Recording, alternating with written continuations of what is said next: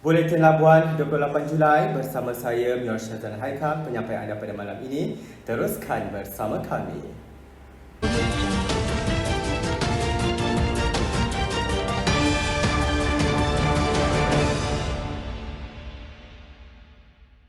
Salam sejahtera. Norma baharu dalam menghadapi ancaman COVID-19 kini dilihat menjadi sebahagian gaya hidup kita.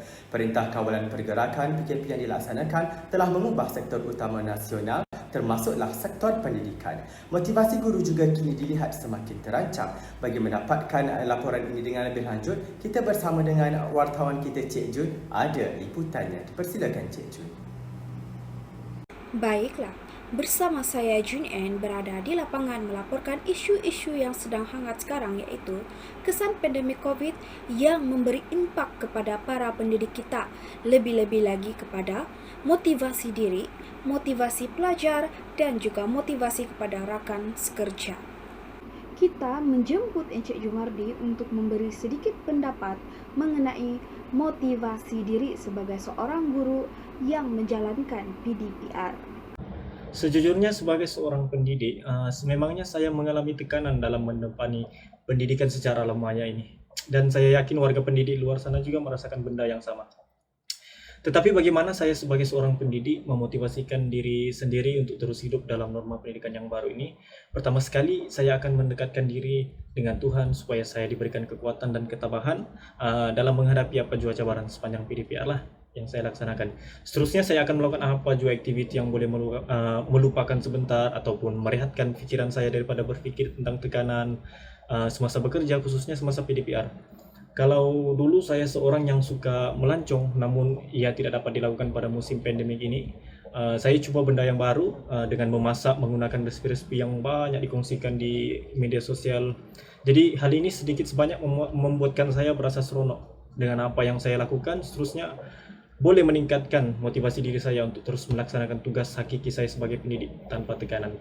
Jadi sebagai seorang pendidik ini, walau apa jua cabaran, kita seharusnya tukarkan cabaran menjadi sebuah peluang.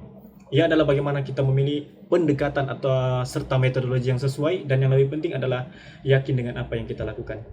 Baiklah, kita beralih kepada Encik Muazinul untuk mendapatkan sedikit pandangan ataupun pendapat mengenai cara memotivasikan pelajar ataupun murid dalam mengikuti sesi PDPR pada masa kini.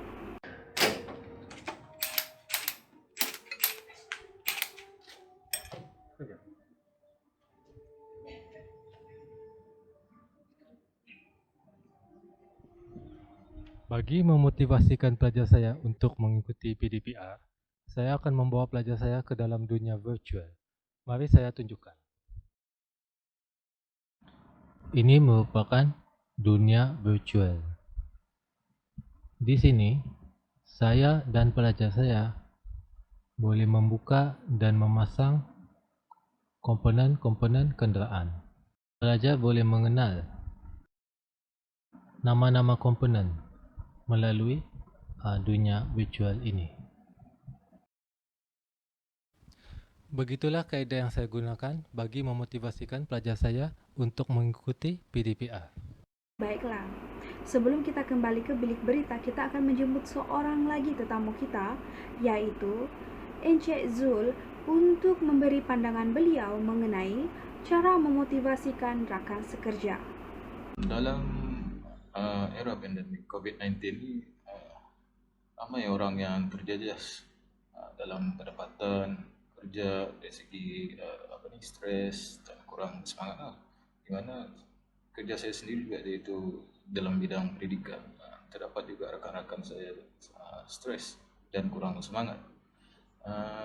Mereka juga ada yang kurang pengetahuan tentang ICT. Jadi dengan memotivasikan rakan saya sendiri, saya bantu mereka dari segi mengajar menggunakan Google Meet, membina soalan-soalan menggunakan Google Form, live worksheet dan sebagainya. Dengan bekerjasama bantu-membantu dapat membangkitkan semangat mereka kembali, karena dalam organisasi pun kita bekerja dalam perkumpulan.